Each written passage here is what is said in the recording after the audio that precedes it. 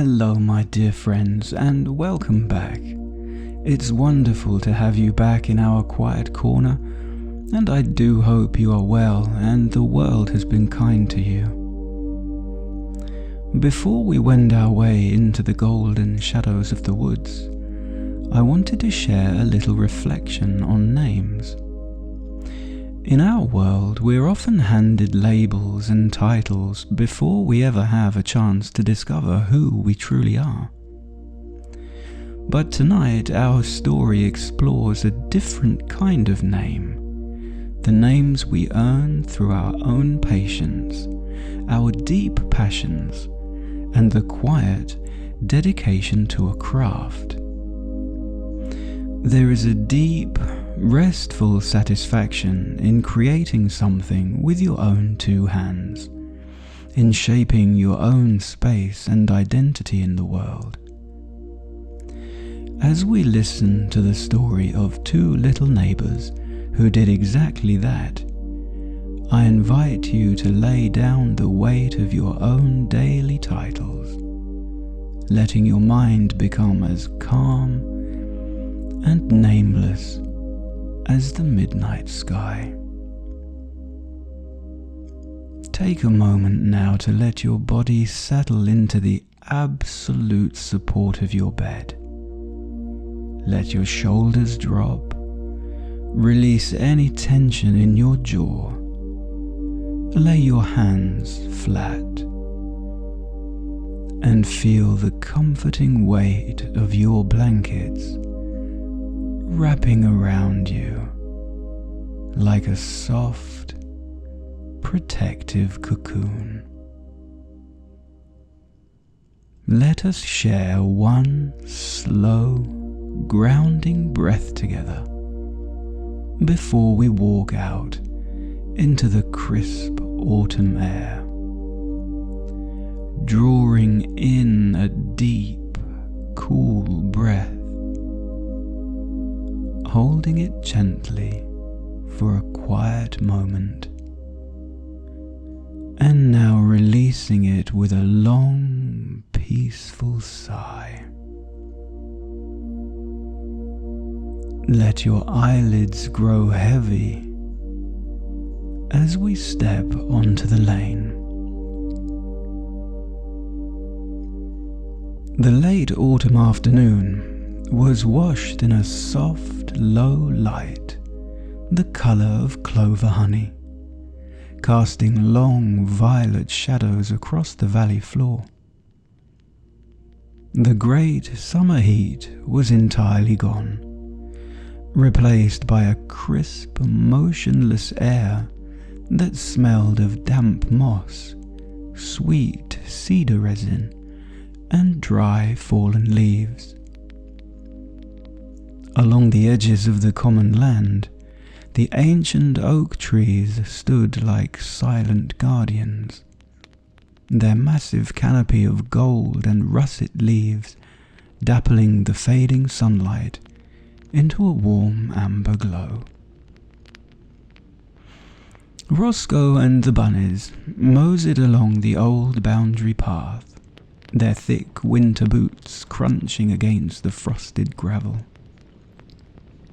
They were returning from the high dales, their bodies pleasantly tired from a long, slow walk under the open sky. As they walked, Millie Moonbeam occasionally reached down to gather a particularly large, unbroken pine cone, dropping it into her willow trug with a soft, hollow thump. These pine cones would feed the cottage hearth later, bringing a bright, resinous fragrance to the evening fire. Berry walked with a long hazel walking stick, tapping it gently against the earth in time with his footsteps. The forest was settling down for its long winter sleep.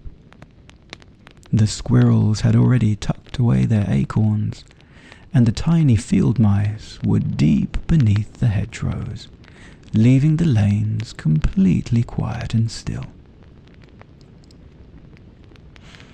As they approached the grandest oak in the entire parish, a huge tree whose gnarled roots anchored deep into the limestone bedrock, they slowed their pace, drawn by a sound that seemed to hum directly out of the earth itself. It was a low, beautifully harmonic singing, drifting out from the very base of the ancient trunk. The melody was slow and hypnotic, moving with the lazy cadence of a lullaby, its lyrics carrying a strange, intriguing rhythm into the quiet woods. Millie Moonbeam and Berry stepped off the path, pressing their long ears close to the grey, furrowed bark. As the wind died down, the words became perfectly clear. Boil the heather, steep the bark, stir the copper in the dark, turn the fleece a velvet hue, stain the parchment gold and blue. Following the sound, Caratina knelt down between two great moss-covered roots that flared out from the trunk like the flying buttresses of a cathedral. Tucked deep within that sheltered hollow, almost entirely hidden by a curtain of dry bracken ferns, was a tiny, perfectly formed front door. It was crafted from a single slab of seasoned oak, complete with a miniature glass window pane that glowed with a warm, flickering amber light from within. A small, polished brass knocker, no larger than a hazelnut, hung at the centre. With great care, Rosco reached down and gave the little brass knocker 2 soft taps. The singing inside stopped instantly, replaced by the soft, dry rustle of small feet moving across wooden floorboards. A moment later, the little door swung inward with a smooth, silent grace. Standing on the threshold were 2 elegant, silver-whiskered hedgehogs, a brother and a sister. The brother wore a neat, miniature waistcoat, fashioned from a dried leaf, while the sister's shoulders were wrapped in a soft, green embroidery thread shawl. Their dark, bright eyes shone with a gentle, welcoming warmth. "Good evening, travellers," the brother said, his voice a low, gravelly purr that matched the peace of the woods. "I am Mauverley Monday, and this is my sister, Tilly Tuesday. Won't you step out of the autumn chill and share a warm cup of tea by our hearth?"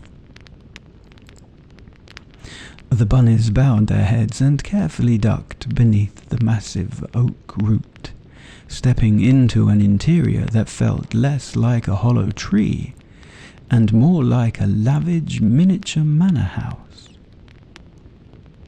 The space was completely insulated from the outer chill, held fast in a deep, aromatic warmth that smelled of sweet wood smoke, dried heather blossoms, and the clean, sharp scent of fruit tree resins. Every square inch of the room was a masterpiece of domestic comfort and meticulous craft. The curved wooden walls had been sanded to a smooth, dark satin finish, reflecting the dancing amber light of a tiny stone hearth at the center of the room. Sprawled across the floorboards were thick, plush rugs, woven from hand-dyed wools in shades of deep velvet lavender, soft moss green and slate grey, so thick that the bunnies' boots made absolutely no sound as they stepped inside.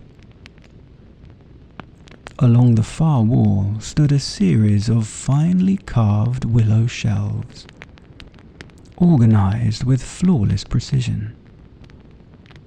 One side belonged to Mauverley Monday's textile trade, lined with small glass jars filled with dried elderberries, walnut husks, lichen and iron filings, the raw materials used to coax rich colours from raw fleece.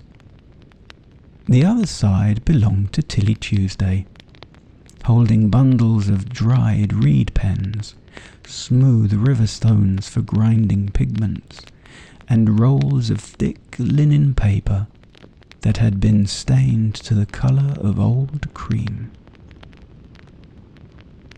Nearby, on a low stool, sat one of Tilly's open journals. Its pages were made of thick, heavy paper with slightly rough edges, each sheet stained a different, magnificent colour. Some were the colour of a robin's egg, others a deep, rich ochre, like autumn soil.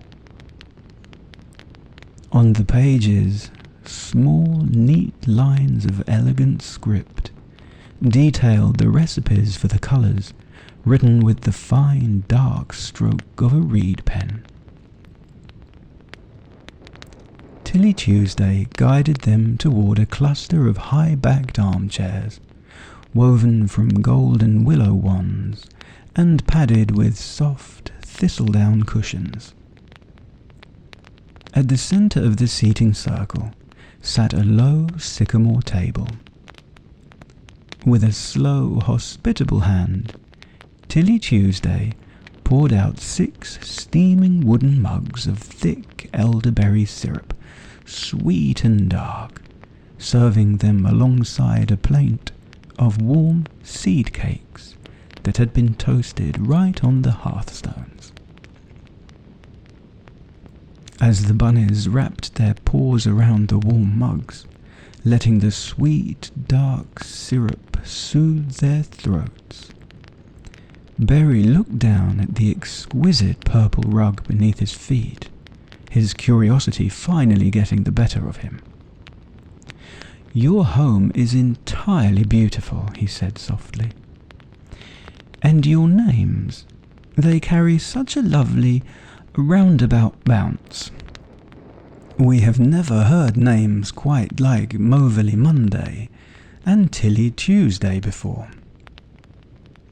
The 2 hedgehogs shared a warm, knowing smile, and Mauverley Monday adjusted his leaf waistcoat, leaning back into his cushions as the firelight caught his silver whiskers.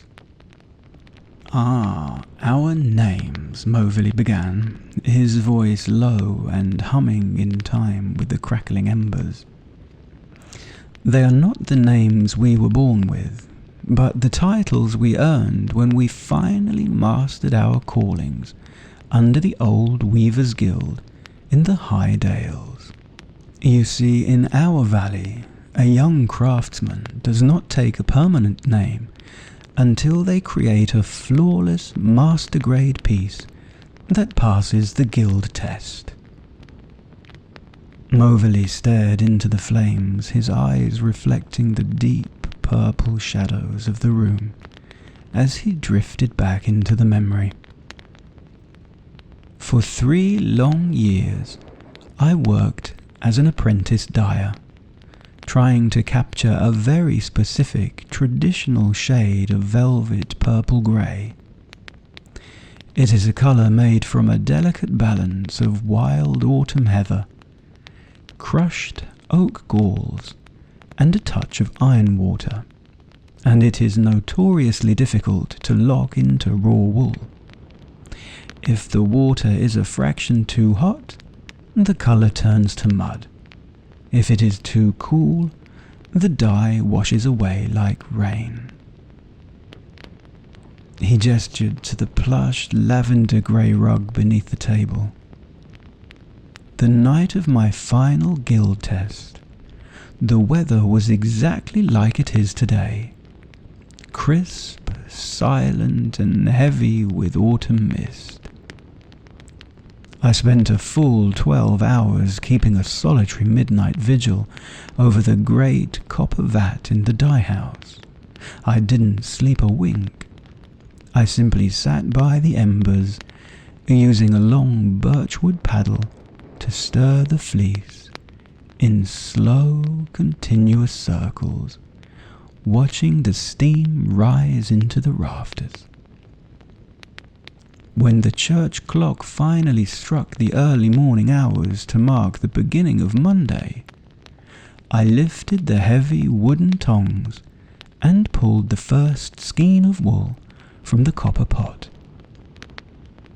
I rinsed it in the cold waters of the hill stream, and as the morning sun broke through the mist, the wool dried into the most perfect regal velvet purple grey the master weavers had ever seen. The guild elders declared it a total triumph, and they officially recorded the colour in their great ledger as Mauverley. Because that perfect shade was born at the very dawn of the week, the village folk began calling me Mauverley Monday. Tilly smiled, her dark eyes shining in the soft firelight, as she took a slow sip of her warm elderberry syrup. She smoothed her green embroidery thread shawl and picked up the thread of the story with a voice as soft as the rustle of dry parchment. My own guild test took place the very next morning, Tilly said, her words flowing with a gentle hypnotic rhythm. While my brother worked with raw fleece and huge copper vats, my passion lay in the quiet, delicate art of botanical ink making and parchment staining. For months I had been searching for a way to capture the brilliant, luminous yellow of a midsummer afternoon and lock it permanently into a sheet of hand-woven linen paper. The secret, I discovered, lay in the wild tutson berries that grow along the sunnier edges of the valley hedgerows. Berries that the old country folk have always called tillyberries. I spent weeks gathering them at their peak ripeness, mashing them into a thick, vibrant pulp, using a small, smooth river stone, and slowly blending the juice with the clear, golden amber resin that seeps from the bark of old plum trees. She gestured toward the beautifully bound journals and rolls of paper resting on her willow shelves. On that Tuesday afternoon, right as the sun reached its highest point in the autumn sky, my mixture reached absolute perfection. I took a long, flat camel hair brush and began to apply the golden wash across a great roll of linen parchment.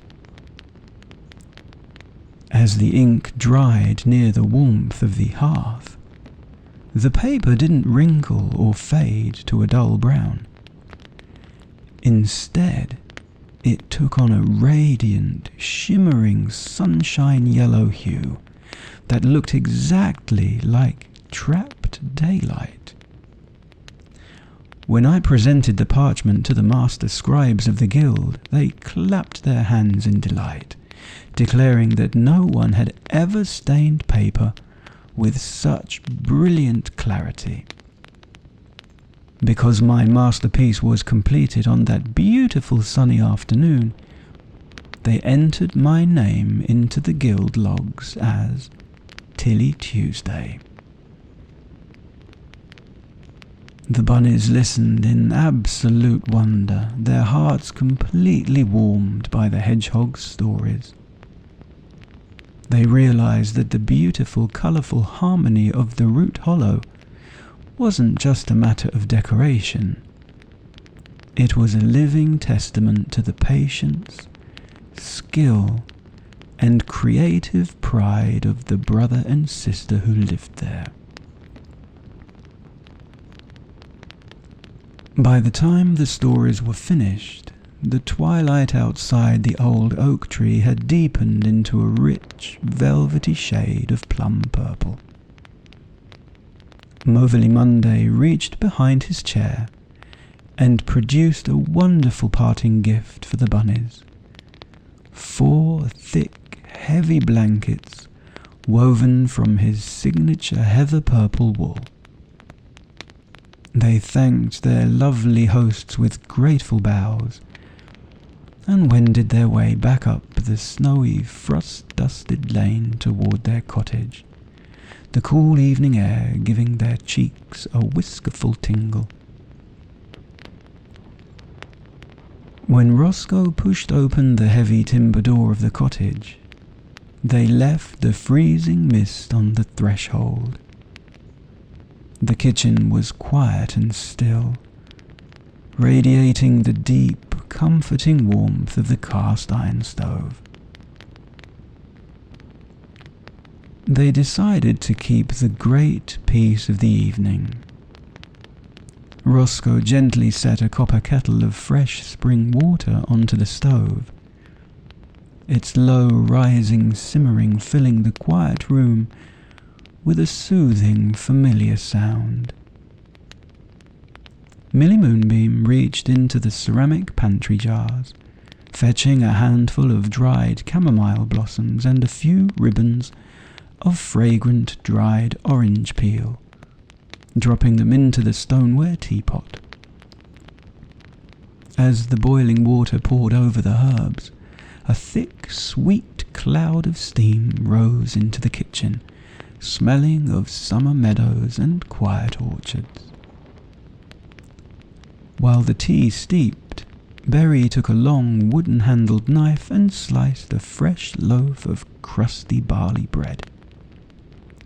The blade moved through the golden crust with a soft, satisfying crunch, revealing a soft, warm interior. They spread each thick slice with a generous layer of sweet, pale clover butter that melted instantly into the crumb. They ate and drank in meditative silence, sitting right by the glowing crimson embers of the hearth. The warm, fragrant chamomile tea washed away the last lingering chill of the walk, spreading a heavy, leaden relaxation through their chests and down into their tumblingtons. Their eyelids grew impossibly heavy. Their shoulders drooped, and an immense, comfortable drowsiness settled over the room like a heavy wool blanket. Sitting comfortably in their armchairs by the fire, the bunnies unfolded the magnificent hand-dyed purple blankets Mauverley Monday had given them. They wrapped the plush, heather-scented wool tight around their shoulders and sank directly back into their cushions. The chairs cradled their tired bodies perfectly. With the soft, rhythmic ticking of the grandfather clock and the gentle crackle and pop from the hearth filling the room, they let themselves drift away,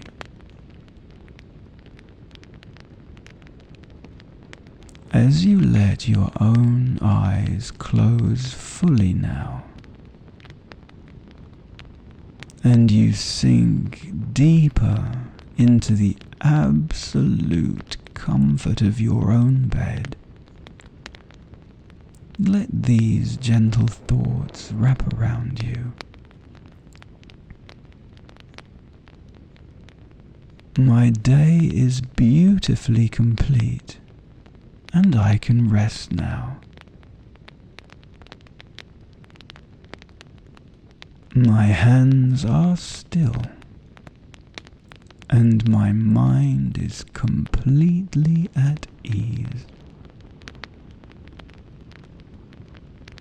I am surrounded by warmth, safety, and quiet comfort.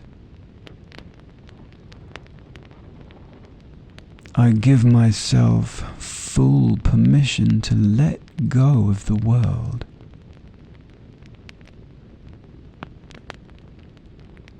I am perfectly protected, and all is taken care of. I am ready to drift into a deep, unbroken sleep. Let the slow rhythm of your breathing carry you deeper and deeper into the quiet dark. The colours of the day have faded. The valley is fast asleep, and you are entirely safe. All was snug. All was well. Night, night.